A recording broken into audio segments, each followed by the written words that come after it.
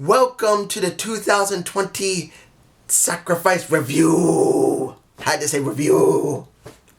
Made my throat hurt. Okay.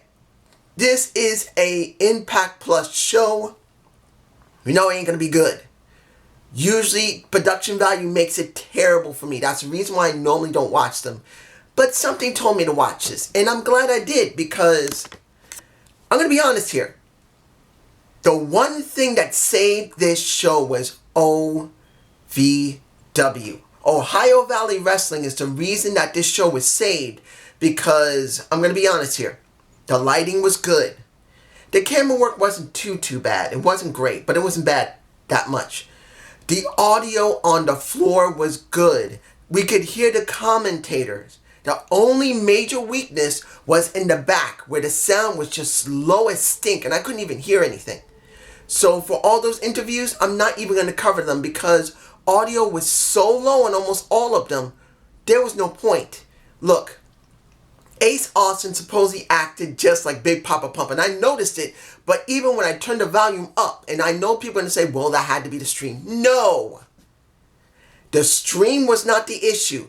It was the production value on the floor itself, the arena, that was bad for the back. The sound was bad. But the sound on the floor with the ring was good. The lighting outside the ring and inside the ring was good. Audio was good. We could hear, and it was Dino Brown instead of Don Callis that was there.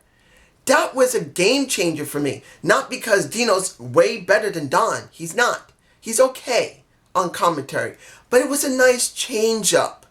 It was. It was a nice change up to see that they changed out Don Callis with somebody else, even if Don couldn't show up. At least it was good that we got something different.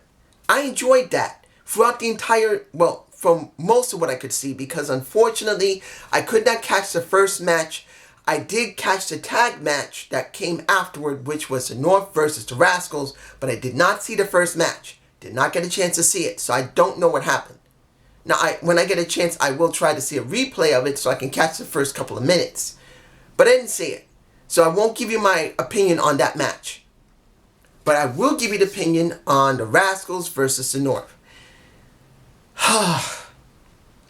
Did I enjoy the match? It wasn't bad. Dez was not there. Desmond Xavier was not there. So that kind of brought it down for me. Having Trey there wasn't bad. But I would have thought Trey should be more in the X division than he should be in tag division. Because after dealing with Ace Austin all this time, throwing him back to the tag was kind of a loss for me personally. Was it a good match? Yes. But here's the thing, and I'm going to be honest here. They should have won. And I'm talking about the Rascals. It should have ended there. If the Rascals had to win, it should have been on Sacrifice. Not because this show was spectacular, but because it's been so long with the Rascals dealing with the tag division and getting zero results. Zero. They've gone up against the North. They've gone up against OVE. No, not OVE. They've gone up against they have gone up against the North. They've gone up against OVE. They've gone up against LAX. They've gone against a lot of people who tried to get those titles and did get those titles, and they got nowhere. This should have been the end of it. And I know it's not. They just throw them out there to throw them out there. In the end, the North won. But honestly, the North not having anyone except maybe Falaba and TJ Perkins is sad. Now, I'm not going in order. So I want to get this done right now. And that was OVE, which was Madman Fulton versus Dave Chris versus Ace Romero. AC Romero, I'm sorry, not Ace. AC Romero, I call him Ace Romero because he is an ace. That man is thick. You can see a picture of my face. The man is thick, but he can move in the ring decently well for an over 400-pound guy. He can. And then you have Larry D. I believe his name is Larry D. What's his name? Yep, Larry D. It was a good match. I enjoyed seeing Triple XL, and that's what I'm going to call them. And I'm hoping, and here guys, they already said they got both these guys signed. AC Romero, I want to see Triple XL go into the title scene and go up against the North and destroy the North so badly that they get embarrassed. And then you can do some storyline with them trying to regain their respect. I believe that's what's good for Ace and not Ace. I'm thinking of it in this respect. Look, let me paint you a very quick picture. Triple XL destroys the North. You got Josh Alexander so beyond pissed off. He can't stand it. Then you got Ethan Page, who is the guy who has the ego. He is so shattered that they don't want to do anything. And it takes someone to bring them out of themselves, to bring them back. I don't care. Let it be Johnny Swinger.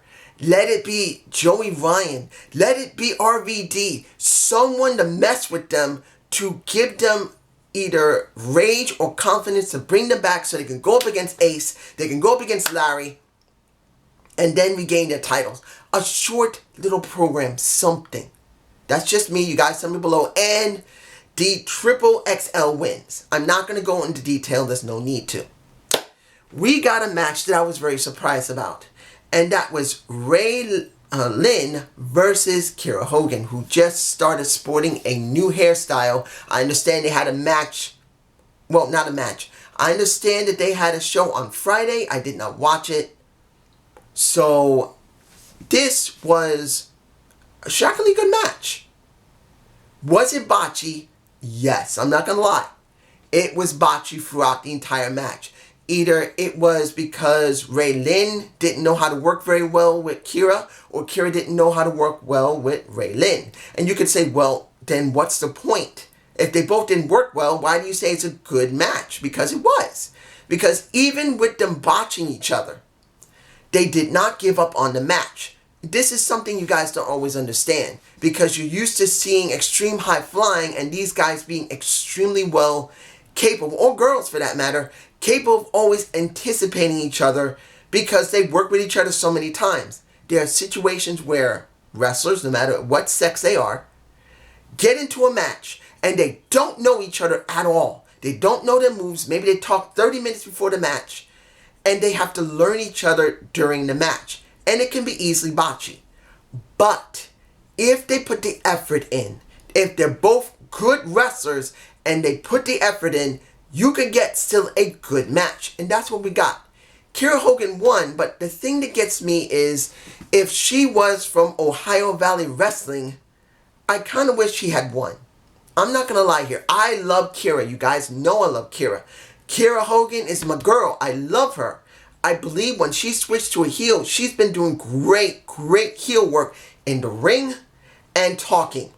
Her promos have gotten way more interesting as a heel.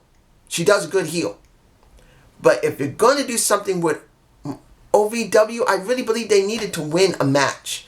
Now, I don't know if the first match of the night was an Impact Wrestling versus OVW match. I guess it is, because they did say that the Dempsey Hit Squad did win the match. So I'm guessing maybe it was an Ohio Valley Wrestling match. I could be wrong. I don't know. But it was a good match. Kiera wins, and I kind of wish she didn't. Not because I hate Kiera and she did a bad job. I just wanted OVW to win something. Because if this is the production value of an Ohio Valley Wrestling, I want to see them get more wins. I would like to see Impact work with Ohio Valley Wrestling because, let's be honest, they used to work with WWE, so they know how to do production value. They know how to do camera work. They know how to do lighting. They know how to do audio. Well, if I'm right, that was Impact who was dealing with the audio because it was part of the stream and the sound was bad. So I wish they would work with Ohio Valley Wrestling and let them do all the production and see. And that's if they weren't doing it, because I could be wrong. If it was Impact that was doing it, let OVW do it. Hell, hire some of the people from OVW to work with Impact. At least you know they work with WWE. Anyway, we got the next match that I'm going to talk about was a very good match, but then it's like, why? Because you got Jordynne Grace versus Havoc. Look, guys, 11 days ago, I said seeing Jordynne Grace win the title on an Impact episode in Mexico City was wrong. Why didn't you save it for the pay-per-view? And I saw the pay-per-view. And I saw the match between her and Havoc. And it was a good match. It wasn't the most perfect match. It looked a little sloppy, but it was still pretty good. But I'm going to be honest here. Look, we're talking about a $9.99 pay-per-view compared to a regular Impact show in Mexico City. As much as you're going to say, well, it's a throwaway pay-per-view, it doesn't matter. They still get a payout. They still get paid extra for being on the show. Taya Valkyrie would have been paid extra. When it comes to the... Calm down.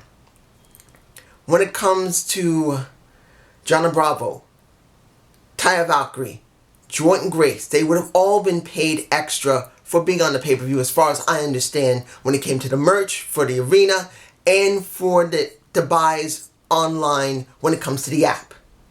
They would have been paid extra. And to be honest, I think that's where they should have done it anyway, because it would have made this feel more important. Now, seeing her do a title defense wasn't bad. I'm fine with it. But still, it devalues the title to do it on an Impact show. If they can't wait before Rebellion and they need to drop the title of Taya, then you should have done it on this show and then show snippets that this happened on the next Impact, showing that, hey, Jordynne Grace just won on Sacrifice. You need to see our show. I'm just saying. And almost forgot.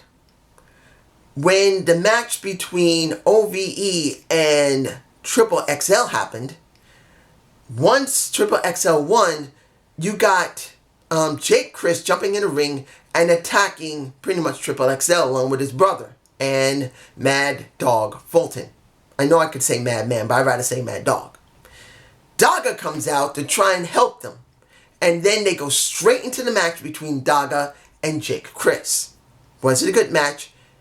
Yes it was, but the thing that gets me is that I'd rather see Daga dealing with Ace Austin after he won his match, because of the situation supposedly from last night that Daga was working with Tessa and they won their match. So I kind of wish that Daga had been involved a little bit. Now I understand that maybe Tessa doesn't want to involve their actual relationship, or Daga for that matter, but I think they kind of need it here. I think a little bit of reality between Daga and Tessa needs to be done. Kind of like what's going on with Josh Matthews and Madison Rayne, who I do believe need to do a real story together. In the end, Daga won, but I don't think he really gained anything. Really. Wasn't a bad match though. Jonas Swinger dealing with Joey Ryan, and I'm kind of glad that they did address the 60,000-pound elephant in the room. They already had the match, and Johnny didn't want to deal with him again. So next to trying to hand a videotape of his matches from the 90s to Willie Mack, which he said no, he tried to hand it to Joey Ryan. Joey Ryan was willing to take it, and in exchange for that, he said, you gotta lay down. Let me pin you. So that's how the match started, with Joey Ryan allowing Johnny Swinger to get on top of him so he could pin him, but in the end, it didn't happen. And you got the dick flip. As you can see, where in my face, a Jonas Swinger's grabbing the magic jewel of a Joey Ryan. In the end, finally, Joey Ryan wins a freaking match on a Impact show, even if it is on Impact Plus. Why couldn't they done this on Direct Impact? I don't know why. Joey, in the last couple of matches, he's been on Impact and on their pay-per-views, he's just lost. So, seeing this, at least he gets something. It's just me, you guys, tell me below. We had the...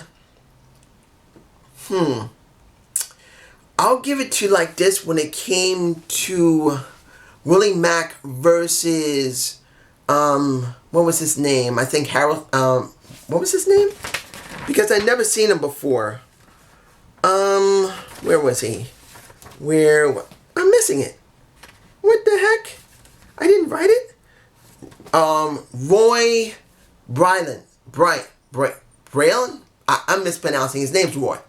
I'm going with that. I usually just keep trying to do it. His name is Roy. In the end, was it a physical match? Yes, it was. Did I enjoy the match? It looked a little botchy. They didn't really have great chemistry at first. They seemed to work it out before the match was over, and in the end, Willie won. And if he's from OVW, it kind of upsets me because I want to see those guys get something.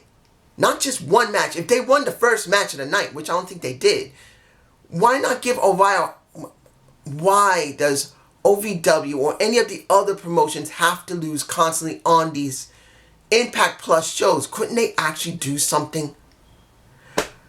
Let's move on to Moose versus Rhino, which I said it and I meant it. They needed a stimp. And look what happened. They finally did it.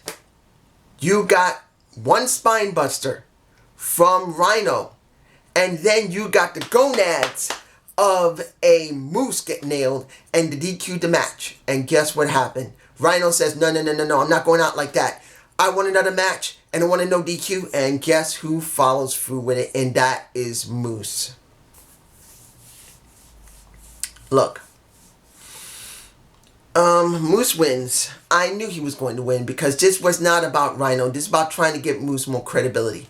Now, supposedly Chris Harrelson, the Wildcat himself, the guy who used to be in America's Most Wanted. I'd only seen a few matches of America's Most Wanted between him and James Storm. And that was in the early years, because I do have a DVD of, Genesis 2005, I believe. It was the first exposure I had to Impact Wrestling, TNA. Because I could not watch it because I had no cable back then, due to the fact I was paying so many bills, which was paying for my rent, paying for child support, paying my school loans off, paying my wife's school loan, which was, at that time, I just was almost to divorce her. And I was paying some of her student loans. I had no money to watch cable at all, so I could not see TNA at all. That was not possible. But I did see a couple of videos of America's Most Wanted. And I thought that match was good, and these guys seem to be interesting. So I'm wondering if Chris Harrelson is going to sign with Impact Wrestling and come back. Maybe for a short stint. Sorry for the noise, guys. Maybe for a short stint to do a match with Moose. Or maybe he may come back full time. That's a question. I don't know. You guys tell me below. Alright. What was left? That's it. We got our final match of the night, which was Tessa versus Ace Austin. Now, I'm not saying that the match was bad. It wasn't. I knew they weren't going to have a bad match. The problem for me was the story.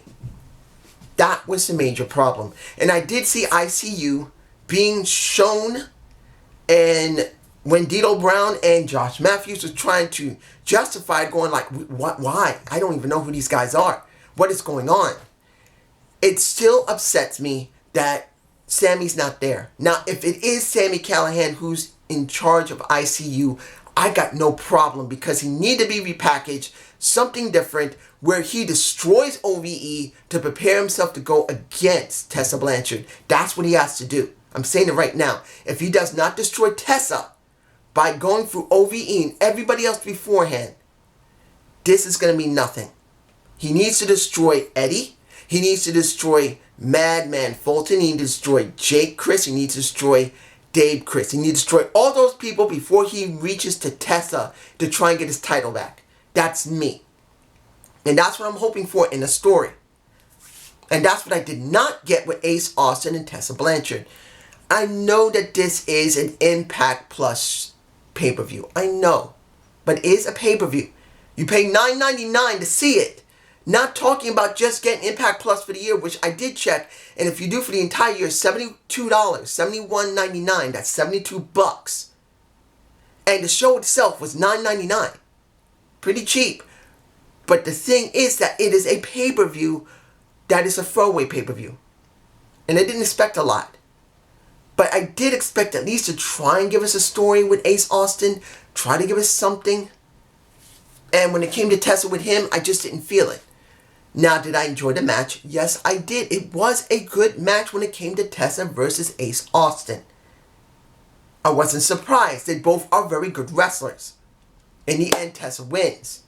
And when I heard her say in the interview, which this is the only part I'm going to talk about when it came to the interview that I could hear because she was able to talk loud enough and the mic was loud enough, which pissed me off, that I couldn't hear practically anybody else, even when I turned the volume on my TV up.